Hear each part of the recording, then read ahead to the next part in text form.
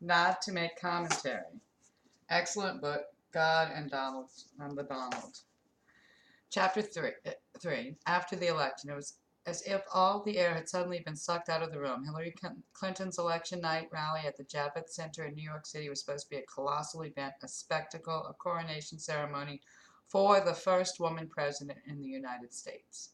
Supporters, many of whom arrived early and celebrated throughout the day, were expecting to dance the night away, to celebrate with champagne, as balloons and streamers cascaded down from the high in the rafters. But the victory celebration never came that night. Something happened, something completely unexpected by the restless crowd. As the evening wore on, it was becoming apparent that Hillary Clinton would not be moving to the White House. For the men and women on Clinton's advisory team, the election had not gone as planned. The pollsters once again had missed. States once thought to be secure Democratic territories were going for the Republican candidate, and the brightly colored map displayed on the TV screens around the convention hall were now mostly red. One state after another was being called for Trump, and while the East and West Coast performed as expected, remaining solidly blue throughout the night, the rest of America was going the other way. The heartland was voting for the political outsider who promised to, quote, make America great again.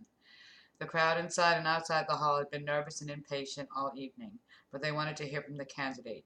They needed reassurance. Surely they hadn't lost, had they? But the candidate was nowhere to be seen, and by 11 p.m. the music had stopped, the house lights had gone out with a thump, and campaign officials could be seen scurrying away unceremoniously, taking refuge behind the enormous floor-to-ceiling curtains. When Clinton's campaign chairman, John Podesta, addressed the bewildered stragglers, he tried to reassure them it wasn't over, but it was over, and it was becoming crystal clear that the media, the networks, the pundits, and all the talking heads had gotten it wrong.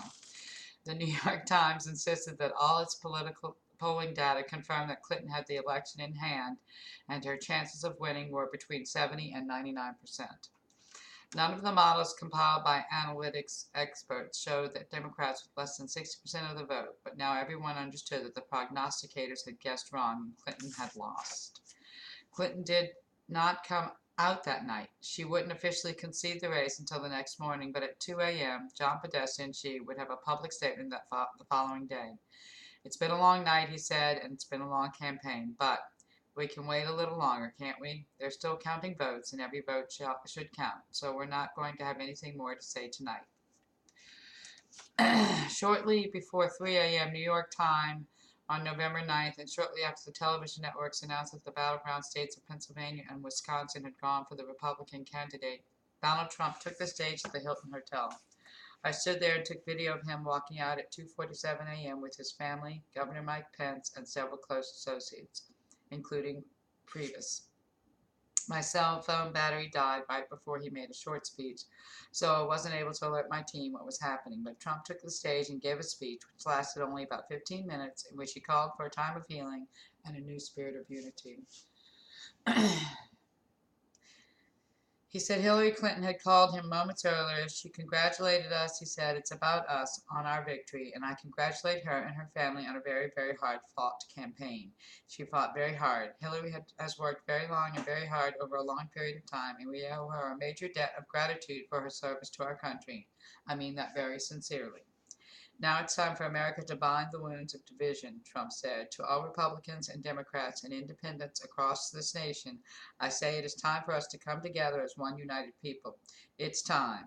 I pledge to every citizen of our land that I will be president for all Americans. To say the crowd in the Hilton Ballroom was jubilant would be an understatement.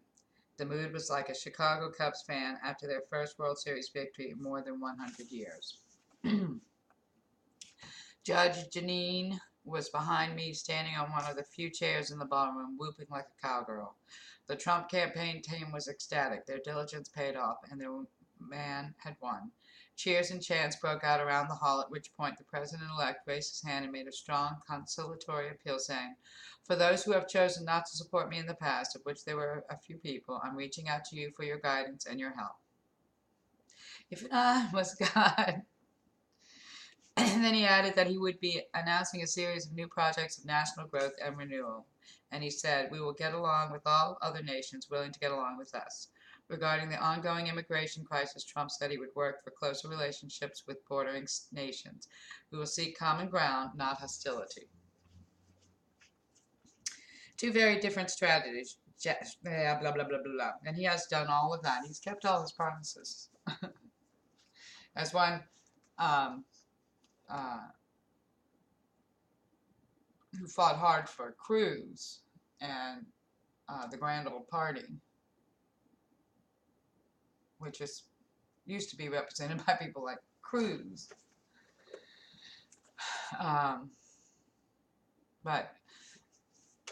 that's where we've become, bread and circus.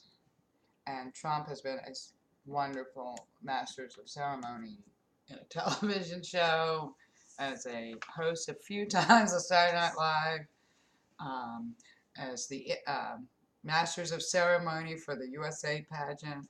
I mean, that's what all was going on. I mean, he stopped building and started doing that, being a masters of ceremony. And we think it's all a show. Two very different strategies. I can't say that word with the missing tooth. Two very different strategies. Shortly after delivering his victory speech, the president-elect, along with his family and close supporters, moved backstage where Paula Kane, pastor of New Destiny Christian Center in Florida, had been waiting. Then, with Vice President-elect Mike Pence and his family looking on, Paula began praying. Oh, her last name is Kane? Praying for the two men, asking for divine guidance, wisdom, and safety as they began their momentous journey. There was no question, she said, that God had prepared the way. Christians all over the country had been in constant prayer for months, seeking divine intervention in the election. In the days leading up to the election, I don't want to talk about her, obvious transgender. Sorry, it's true. That's the bread and circus. A time for change. On the day after the election, Newt Gingrich appeared on the national Hannity radio program in a celebratory mood. You and I, along with millions of other Americans, are just beginning one of the great adventures of our lifetime.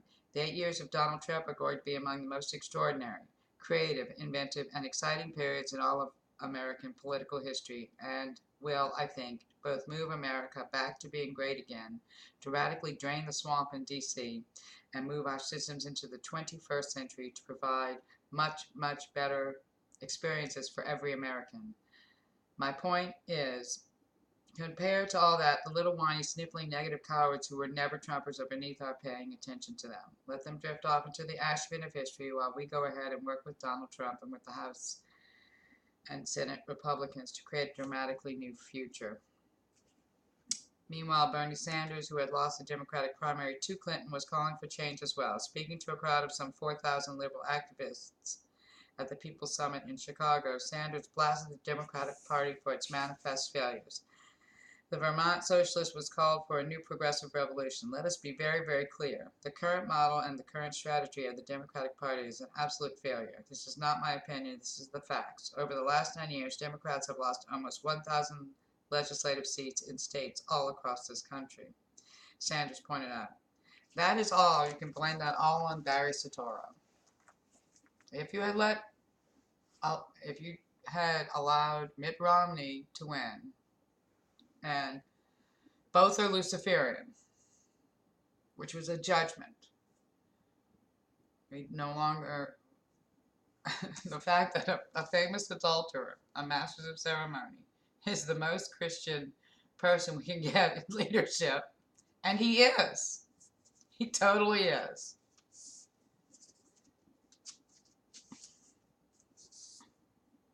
Proves that we're under judgment. But Father God, bless Trump, bless Stephen Strange, and Stephen E. Strang.